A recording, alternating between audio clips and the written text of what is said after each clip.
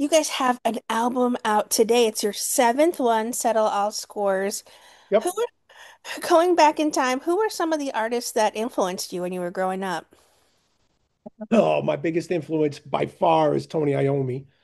Um, I would say that he's like the be all end all for me, and as well as Black Sabbath's my biggest influence. But then, of course, there's a lot of New York hardcore that's influential to me, a lot of 70s rock that's influential to me, early death metal like Entombed, and and then there's Slayer and all that stuff. Those are so a lot of the early bands are very influential to me. You guys have been through a lot in your lengthy Yes, career. you're not kidding. What inspired this album, Settle All Scores?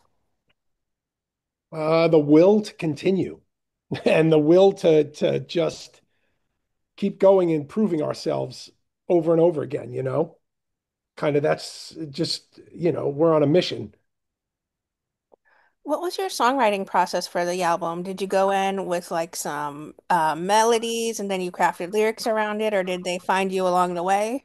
Um, Kind of a little of both. I mean, no, lyrics always come last, but I had a collection of riffs together, and my other guitarist had riffs together, and we traded back and forth and got inspired by collaborating with each other, and then we'd sit and write, and then more stuff would come out, and more stuff would come out, and we ended up writing a whole album. And then I guess COVID hit and we threw the whole thing out and started over again. How hands-on was the band when it came to the production side for this album? Pretty hands-on. I mean, I handled all the recording of the guitars and the bass, and Taylor Young mixed it and put it all together, and we were very involved in the mixing process and everything like that. So I'd say we were pretty hands-on about it, you know. Um, it was a dance of a lot of different people in different locations doing stuff, and I had to coordinate it all, and the different recording studios that did different things had to sync with each other, and I had to Mhm. coordinate with that. So um, I was a little bit of a maestro trying to control everything. It was a fun new experience. It was the first time we ever did anything like that instead of kind of just recording in one studio, everybody's showing up, but now everybody lives all over the country, so it's a lot Yeah. harder to do. Right. So it's a lot harder to do that. So the coordination was a big challenge, but somehow we pulled it off. So I'm happy about that.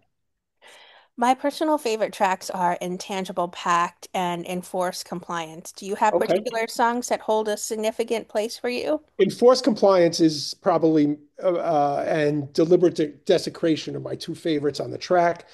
On the album, mostly because I got to put some flair, a little more flair into those songs. Like the whole end of it, Enforced Compliance is a very like Black Sabbathy kind of Yeah. Sabbath, Bloody Sabbath kind of ending, with a lot going on, with a rattle shaker going on, and melodies going on, and music underneath it going on.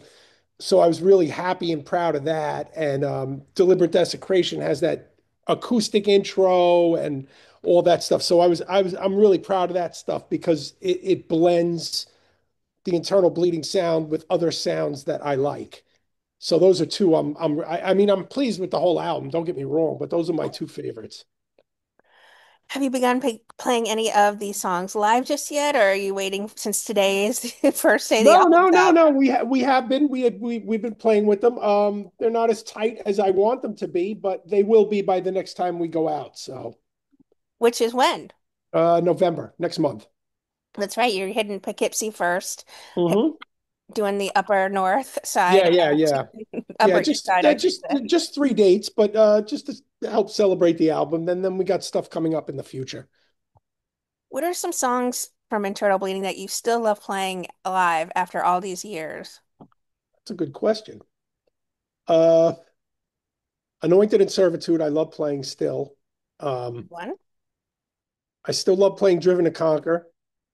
I love playing Aftermath, which isn't old, but I mean it's from our 2 albums ago. And then there's some songs that I still want to play that we haven't played yet live, like Ocular Introspection and probably like Ruthless and Inhumanity, which we haven't played in a long time. I'd like to add those to the live set because those are some of my favorites.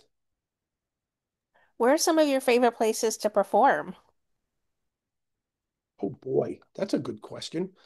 Um, I like playing me in the States. I like playing in Texas and I like playing in California a lot. Um, not only because of the weather and the food, but the venues are great and the people are great and all that stuff. So I love California and Texas. And then overseas, I'm a big fan of Germany and Switzerland, Holland. There's a lot of play. There's not really a bad place to play. I've played in some really bad places and they've been good. You Some know, dives. yeah, yeah, some dives, like Bulgaria and things like that, and still an awesome time, to meet all these people and share a love of music together. I think it's a great thing. And is there a way that you guys tend to decompress after a live show that's a lot different than how you used to these days? No, I mean, decompress. It's usually 90% of the time. It's like get in the van and get going to the next show. Oh. So there's no real decompression. I mean, ideally I like to sit down and have a bourbon and a cigar and relax a little bit. Um, but there's not a lot of time for that, believe it or not.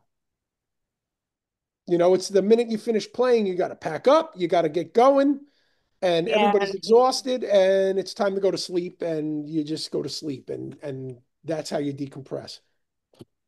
Along the way, what have you learned from start to finish about the music industry that you would wish others would know when they're just starting out here in the heavy metal and playing heavy metal? Um, it's brutal, it's ruthless, it's unfair. Mm. Um, you just have to love it because there's not a lot of positives about it. It's a very rough industry. Um, and you could be the greatest band in the world, and it doesn't matter if it doesn't go viral, if the press doesn't care about you, if your label doesn't. There's so many things that could be against you, but you have to be for yourself. And if you're for yourself, the world will turn your way. You just have to keep at it. What would you guys like to say then to the fans and supporters of Internal Bleeding? People that come out and still buy the merch, know every words to the song still? Gratitude is the only word I have. I mean, thank you for all of it. It's just the greatest thing in the world. It's what keeps me going. It's a beautiful thing. I never thought in my life that people would actually like something I do, and they do. And that's a really cool thing. I don't know any other way to describe that feeling. Well, you're still at it all these years, and I hope many more to come for all of you. Thank you. I appreciate it.